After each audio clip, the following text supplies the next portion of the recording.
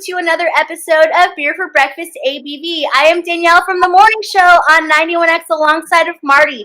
As always, I have my beer drinking partner in crime with me, Paul Segura, brewmaster Carl Strauss. Welcome, buddy.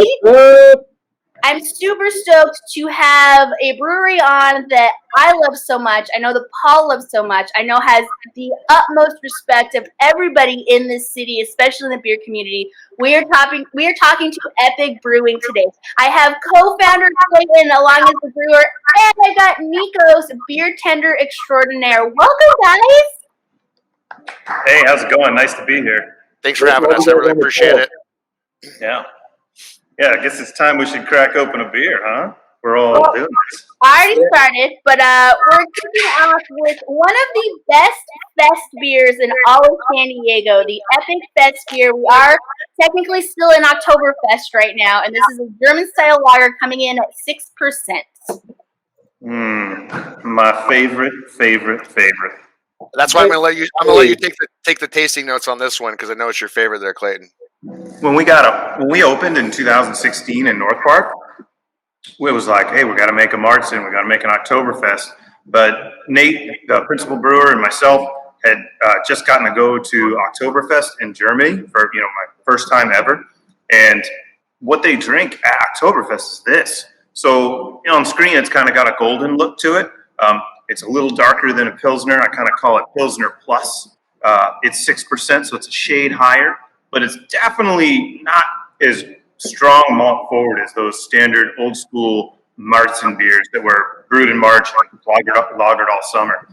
This is what the Germans are drinking, so we said, let's try that out, and it came out really great. It's my desert island beer because it has more flavor than our lightest beers, and hey, all brewers do drink light beers, but also sometimes we need a little more kick, a little more something, and this kind of what rounds all that out.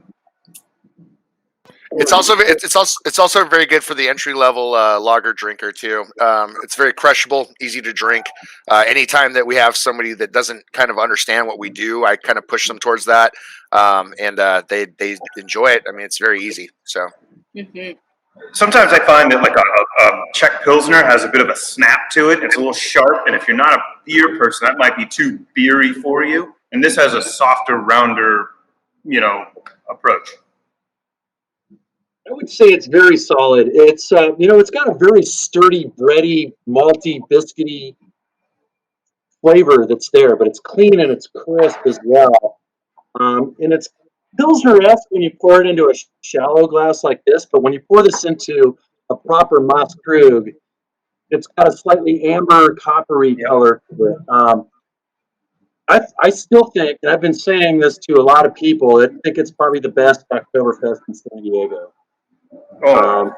Thank you very much. You guys on this one. And, Doug Hasker makes a pretty good one as well. And, I love Doug, but I like your Oktoberfest slightly more than his. Well, we love Doug, too. Just being in that conversation makes me very happy. That's a very high compliment for sure. Yeah, without a doubt.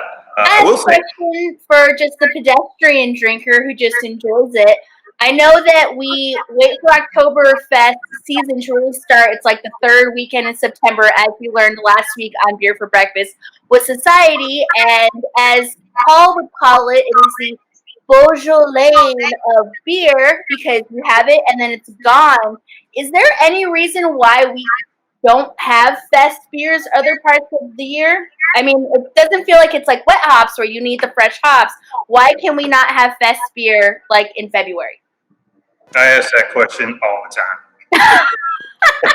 I mean, Clayton, we've had Festbier on when it's not Oktoberfest though too. I mean, I think that speaks to the love that you have for the beer. So, our first year we kept it on all year, and that was for us. That was for us to drink it, and then we started doing Frühlingsfest in the spring. So it gave me an opportunity in April, well, really March, to brew Festbier again because in Germany, in Munich, when winter's over there, they celebrate with Frühlingsfest or Spring Festival.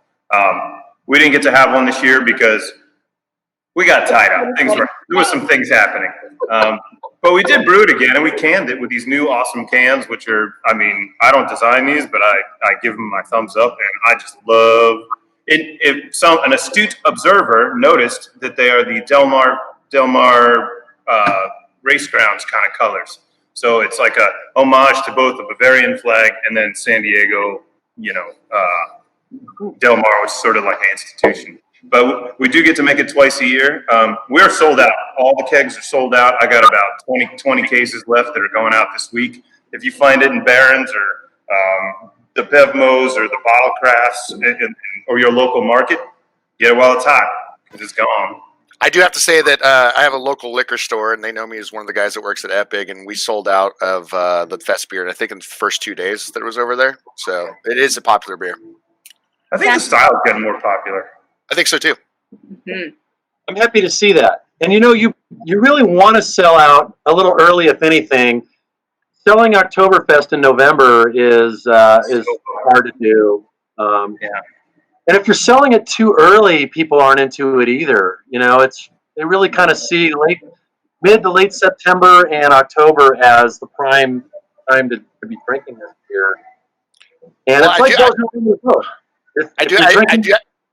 I do have to say, Paul, though, your Oktoberfest for like the last 15 years has been the first thing I always look forward to from Karl Strauss. So, yeah. Kind words. Thank you. No worries. Paul, we talked about doing this, and it never came to fruition because, let's be real, it's 2020, and it's just been a bizarre-ass year. But Paul and I talked about doing a blind tasting of all of the San Diego Oktoberfest. And, Eppig was in there, Karl Strauss, AleSmith Society, Burning Beer. And we wanted to just do, an Oktoberfest tasting just to see what everybody has to offer.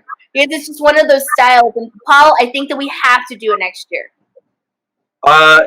If that's an opportunity where I could see Clayton in his traditional lederhosen, I'm all in. Absolutely. Hey, I want to sit on that panel. I want to drink those beers. Man, all the names, all of them win. all the names you just listed. I mean, we are spoiled out of our brains in San Diego, and even the names that aren't on that list. We're so lucky to drink all those beers. And yes, let's have a giant flight of beers. All of them, all the best beers. We have to include Puesto on that list too. Yep. Of course, you have to bring Hasker into that. Before we transition into the IPA that we're going to be drinking, give us an update on what Eppig has been up to since the worst day for everybody was March 16th, and we are now into October. What has been Eppig? What have you guys been doing for the last 6-7 months as we've been navigating all of this pandemic? Clayton, I'll let you handle production, and I'll go over to Point Loma after that. Awesome, please. Yeah, so here I am in my fancy beer hall that we built right before. It looks like a church. Yeah, well, Church of Beer, my man. And someday it'll be available for other people to hang out in other than me. But for now, it's my office, so that's cool. We just had some exciting news come out today. For those who don't know the Eppig story, Nate and I left Ballast Point when it was time and opened Eppig in North Park, right next to Pariah, right next to San Diego Brewing Company, where Juneshine is now. And we were able to grow out of that space, and we moved to a much bigger facility here in Vista, which has got a great, lovely outside space, inside space, beer hall. But we couldn't keep all the places, and pay rent on them. So we had to close the North Park place to get to Vista. Now we're in Vista, and an opportunity came up just recently in North Park, and hopefully it goes all the way through. It was just announced in the news today that we'll be doing a pop-up tasting room in the Waypoint Public space. So back to North Park, where we kind of found our first fans and where we first shared beer with people. We don't know. It is a weird deal because this year is weird, but that space is going to be empty. We talked to some of the people there, and they said, "Hey, if you want to fill it in until I'm not sure what their plans are. They may. I don't know if they're going to sell it or open a different restaurant. But if we can, we're going to be in that space. Are we going to have food? Working on it. How long is it going to last? Working on it. But hopefully we can do something and just kind of have a re-entry back to North Park.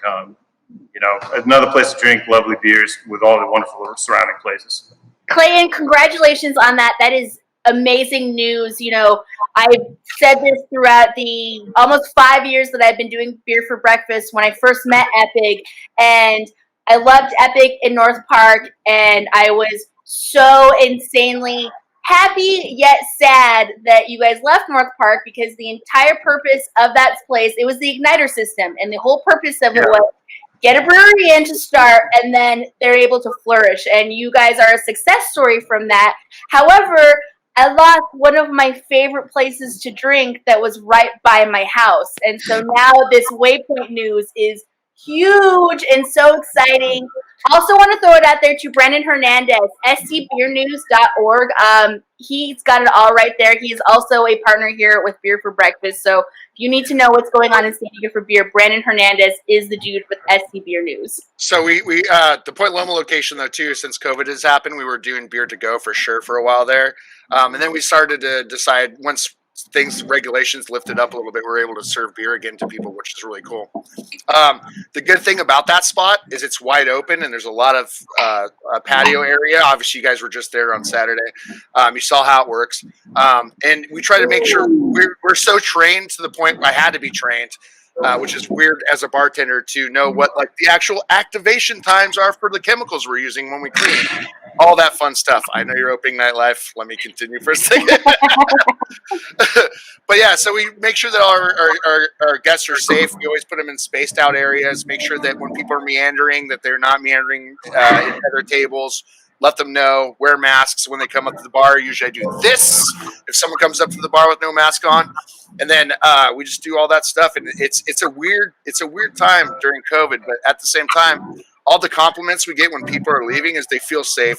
The customers, like, this is the great, for me at Point Loma, it's the greatest team I've ever worked with in tasting room. And they're all very nice. And so. No, we work together at a tasting room. How dare you? How dare you right now? Oh my gosh. Well, we didn't actually work together. We worked in shifts. So, like, we didn't see each other that much. That's why I sucked. I do want to give it up to you guys over there in Point Loma. Paul and I did go have beers there on Sunday. And first of all, view is amazing. If you've never been to the location there in Point Loma, it's right there on the water in Shelter Island. It doesn't matter where you are. The views and the breeze is amazing.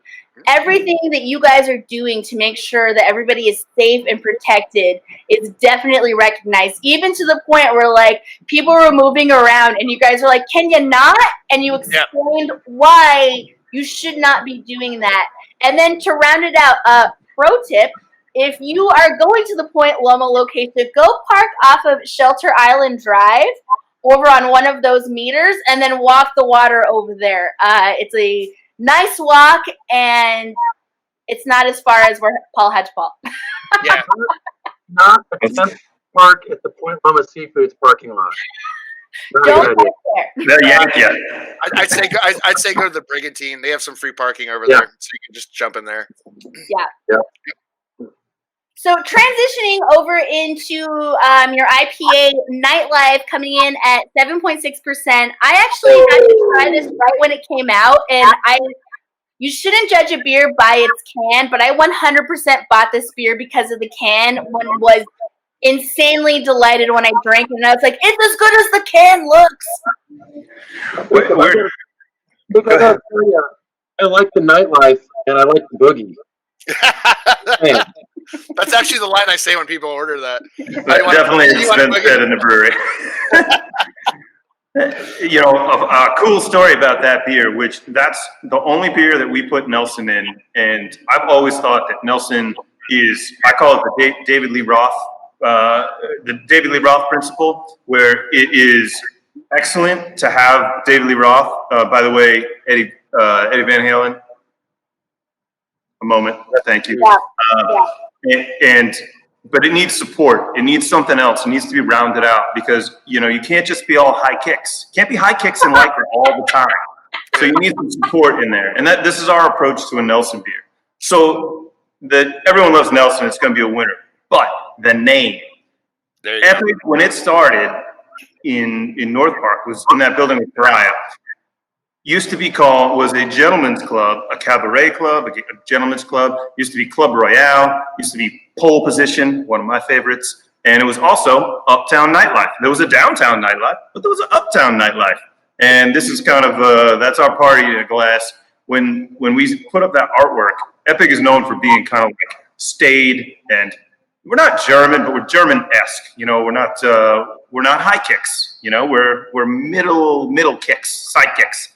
And when the artist came back with that disco ball, and I was like, we must do it. It came out really well. So it was the right beer and the right can for the right beer. So yeah. My favorite part about the roundhouse kick. I mean, you know, my favorite part about first starting working at North Park too is knowing that it used to be a strip club, and like behind us is like there's stairs to get up into the concrete area where you have to like do a lot of storage, and like that's where Diamond came on the stage, like that sort of thing. That was the stage, yeah. That's where the T came out, right? You could actually see in the sunroof or sunlight, moonlight in North Park, there was a joist that was cut out, and it was where the pole was attached. People got to work, and that's where the work took place. That place caught on fire, didn't it? I used to go to Lips all the time. Didn't that place catch on fire, and then that's when it got changed over? There was a lot of stuff that happened in there. But that roof was, I mean, there were some highs and some lows. But that choice. This beer tastes a little bit salty for some reason. Not sure. Dirty glass. Dirty glass. I'm kidding. Oh, damn, he called you out, homie. No, actually, you know what? This has sort of that old school Nelson. Nelson was like still very white wine like, and you know, that green grape like. I haven't tasted this kind of Nelson in a while. And I don't know how you guys are doing it, because I think most of the Nelsons that you get nowadays are very oniony and garlicky. This has that genuine, like, original OG Nelson flavor and aroma. Yeah, Paul, you know better than anybody when a hop gets popular, they plant bunches of it, they press it hard, they leave it on the vine, they leave it on the vine all the way to the end, and unfortunately, it's our fault. We want more, so they give us more, but I'm not slamming them. They're doing what they can, and so it's the essence of Nelson. But when you're tiny like us, and yes, this is a big building and all that, but since we're a teeny brewery with ears to the ground and knowing people like Paul Segura and the other rock solid brewers out there, sometimes you catch wind to where that good Nelson's at, and you got to get that good when you can get it. Now, I only got a couple boxes of it. There you go, and that's all I'm going to make, because I won't make this version with the not wine grape bourbon. It's super fresh, almost like it was wet hot. And it's like amazing. I don't know how you're doing this right now. For those of you who don't know, many years ago, I worked at Karl Strauss as a bartender, and I asked this man many questions, and it's very exciting to be on screen with him now. So, yeah. It's an honor being on here with you too, brother. I miss you, man. Clayton, I had the pleasure of meeting you when you first came on Beer for Breakfast 4 years ago, and I am so happy that we have kept the family together and we keep going on and marching on as some of the very few independent businesses here in San Diego, whether it be beer or it be radio, we're doing it together, and I love that we are making music and making beer together. So to round things out, thank you so much to Clayton, co-founder, brewer, as well as Jacob, beer tender extraordinaire over there in Point Loma. Make sure you get to Eppig Brewing. There is the main production facility up in Vista, which is gorgeous. If you get the chance to go up there, especially if the sun is setting, that is one of the most precious places ever. Oh, Clayton, tell me about this beer before we go. This is right here. It's about to come out. Tell me about it. We initially were going to have this on, but I'm literally through this door right now, the first batch ever of Schwarzbier. For those of you who really like epic beers, know Schwarzbier Black Lager is the truth. And it is put in cans, and it will be in markets this weekend, next week, in kegs, fresh for you. If you like beer, there you go, baby. So now I'm going to put you on the spot. I'm going to put you on the spot right now. If Paul and I get over to you before Friday morning, can we have that on the on-air version of Beer for Breakfast? For at Point Loma, Yeah, I mean, I'll go up to Vista. Whatever. This is a special beer. you can have this one. Yeah, it's ready. I got 3 pallets back there right now. There you have it, friends. Be with Paul and I, along with Marty, on 91X Friday morning for Beer for Breakfast at 9:10. We are drinking the brand new Schwarzbier that is coming out this weekend from Eppig. And we're also going to be drinking Paul and I's favorite IPA from Eppig, the 1045 to Denver. If you've never had it, or you've never been on that flight, you've obviously never been to GABF. God damn it, Clayton. Now I just want one of those fucking beers. That's like our favorite. Oh, man. Be with us for Beer for Breakfast Friday morning. What's up, Hey, Paul? Jake, may the Schwartz be with you. Also with you. I'm so glad we ended it with a dad joke. Clayton, Jacob, thank you guys so much. And cheers to independently owned craft beer and radio here in San Diego. Thanks, guys. Cheers, man. 91X.